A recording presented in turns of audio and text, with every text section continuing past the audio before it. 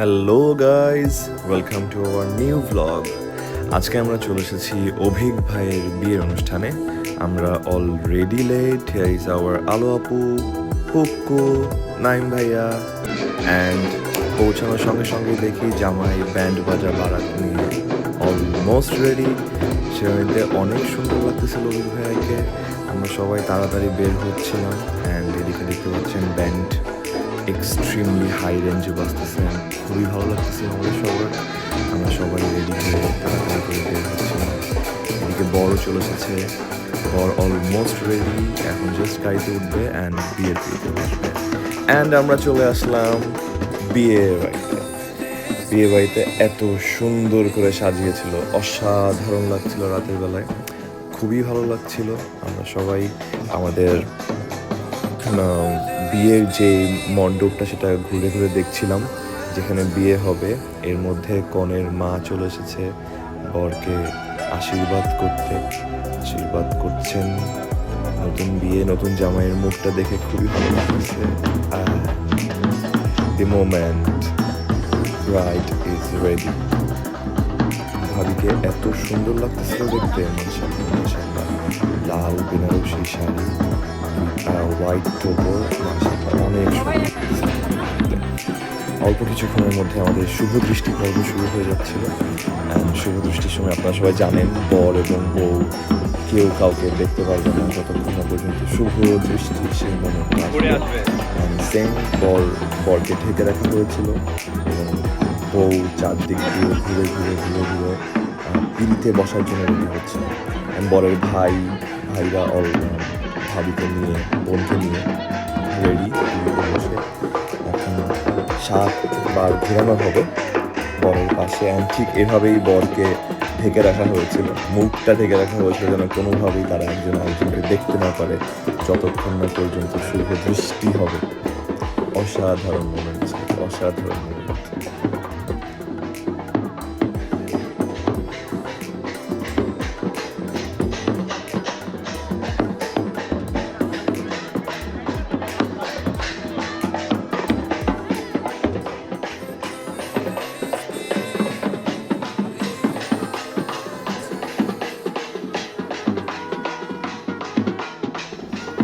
শুভ দৃষ্টির পর্ব অলমোস্ট শেষের দিকে ছিল। অ্যান্ড এরপরে শুরু হয়ে যায় মালা বদল। আমাদের রিচুয়ালসগুলো অনেক অনেক এক্সাইটিং ছিল, সব রিচুয়ালসগুলো অনেক ভালো লাগছিল আমাদের সবার দেখতে। এখন মালা বদল শুরু হচ্ছে। অ্যান্ড ভাইয়া দাঁড়ানোর সঙ্গে সঙ্গেই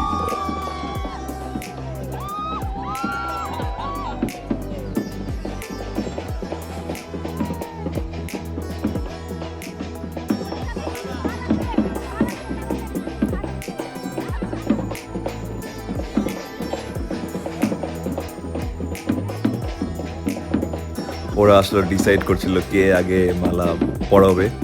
অ্যান্ড রিচুয়ালস অনুযায়ী বর সম্ভবত আগে মালা পরায়। অ্যান্ড দেখা যাক কি হয় এখানে। শুরু হচ্ছে মালা বদল। ওয়াও,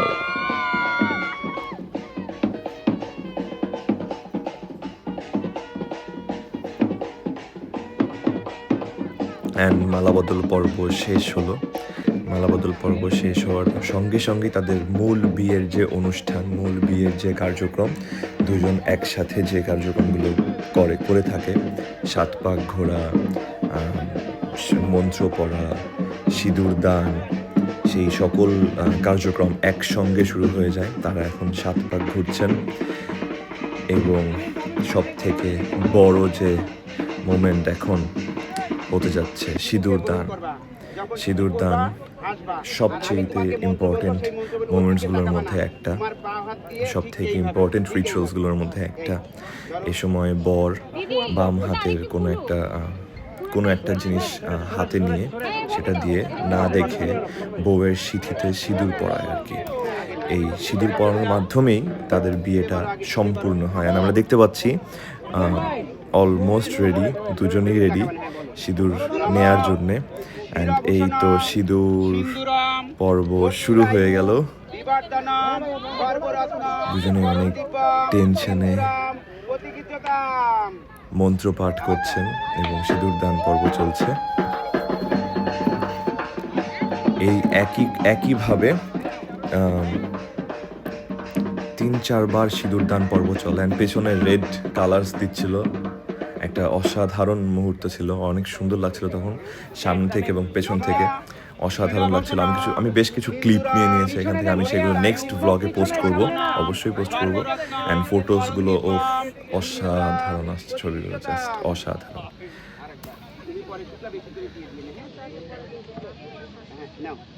আপু হাসি মুখে, আপু হাসি মুখে, আপু হাসি মুখে হাসো। হিন্দু বিয়েগুলোতে আসলে অনেক ইন্টারেস্টিং রিচুয়ালস হয়ে থাকে এবং এর পরে যে রিচুয়ালসটা হবে সেটা আরও বেশি এক্সাইটিং। আমরা গ্রাম বাংলায় যেরকম দেখে থাকতাম সবসময় পালকিতে করে বউ আসে, বর সামনে থাকে, অ্যান্ড সেম স্টোরিটা এখানে হয়েছে। বউ পালকিতে ছিল, বর সামনে ছিল, আমরা সবাই সারা রাস্তা নাচতে নাচতে আসছি। অ্যান্ড দেন ভাই ভাবিকে পালকি থেকে কোলে করে বাসায় নিয়ে যাচ্ছে। বরণ শুরু হয়ে গেল, বরণ চলছে।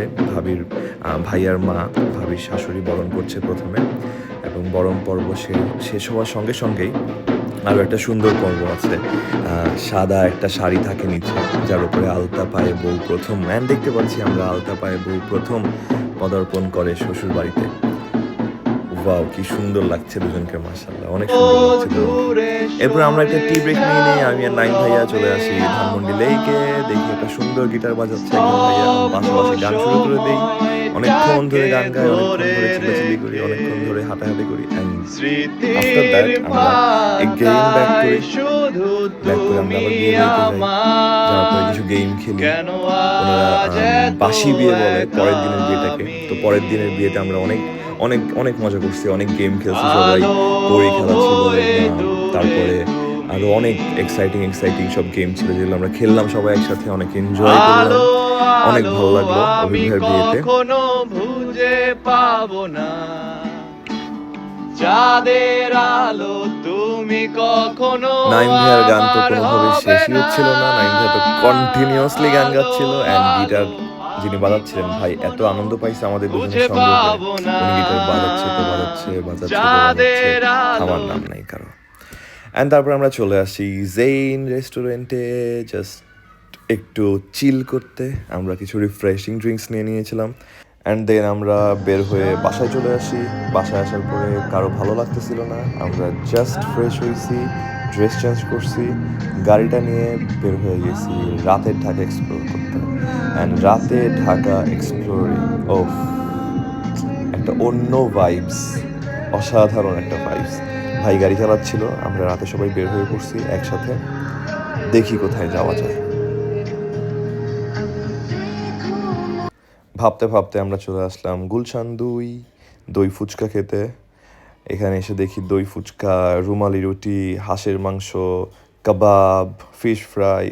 তো আমরা চলে আসি মামার দই ফুচকা খেতে, দি বেস্ট দই ফুচকা ইন দি গুলশান। দই ফুচকাটা অনেক মজা ছিল। আলো আপু, আকন্দ, নাইম ভাইয়া, পুক্কু অ্যান্ড আমরা সবাই মিলে প্রথমে দই ফুচকাই খাই।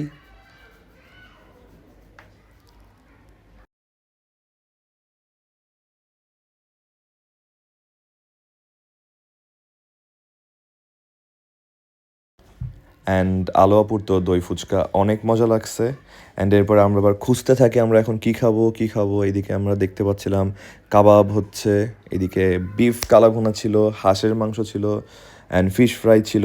আমরা একটু সব কিছু ভালোভাবে দেখে নিলাম।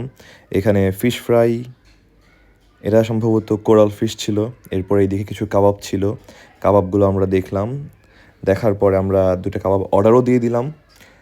অ্যান্ড কাবাবগুলো আসতেছে, এর মুহূর্তে আমরা অন্য কিছু দেখতে নিলাম, আর কি পাওয়া যায় এপাশে, আর কি আছে এইদিকে।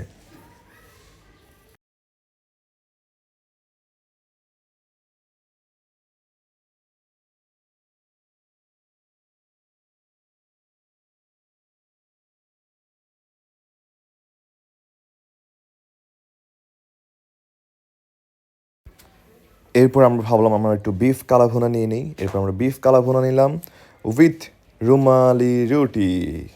অ্যান্ড রুমালি রুটি দিয়ে বিফ কালাভুনার কম্বিনেশন একটা খুসুমাসু একটা কম্বিনেশন। অ্যান্ড দেন আমরা খুঁজতে খুঁজতে খুঁজতে খুঁজতে গতকালকের ডাবের পুডিং পেয়ে গিয়েছি। গতকালকে আমরা ডাবের পুডিং খেয়েছিলাম এখানে, আর আকন্দ খুঁজতেছিল অনেকক্ষণ ধরেই। খোঁজাখুঁজির অনেকক্ষণ পরে ওই ভাইয়াকে পাওয়া গেছে যার থেকে আমরা গতদিন নিয়েছিলাম। অ্যান্ড তার থেকে আমরা একটা, দুইটা, তিনটা সবগুলো নিয়ে নিই। যতগুলো ওনার প্যাকেটে ছিল সবগুলো আমরা নিয়ে নিই। অ্যান্ড সবাই বলতেছিল যে হ্যাঁ গতকালটা অনেক মজা লাগছে, তাই আমরা আজকে আবার নিতে আসছি। অ্যান্ড দেন আমি একটু আবার দই ফুচকা নিই। দই ফুচকা আমার খুব ভালো লাগে, দই ফুচকা খাইতে আসছি আবার এগেইন। দই ফুচকাটা অসাধারণ ছিল।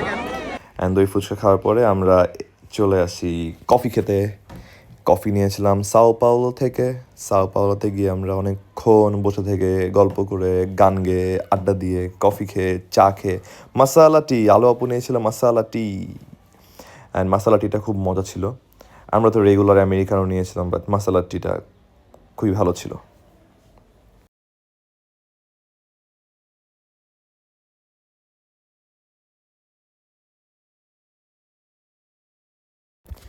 এদিকে আকন্দ বসে বসে ওয়েট করতেছে কখন তার চিজ কেকটা আসবে।